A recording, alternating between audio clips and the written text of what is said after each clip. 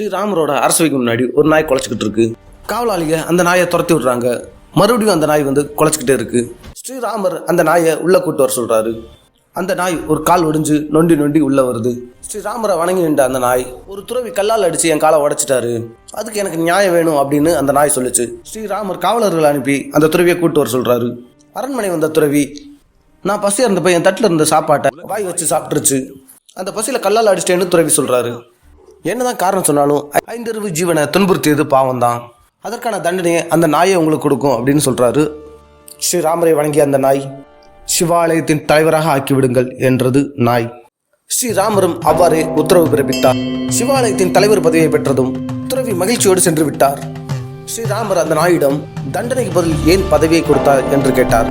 போன ஜென்மத்தில் நான் மடாதிபதியாய் இருந்து நான் செய்த தவறுக்கு இந்த ஜென்மம் நாயா பிறந்திருக்கேன்.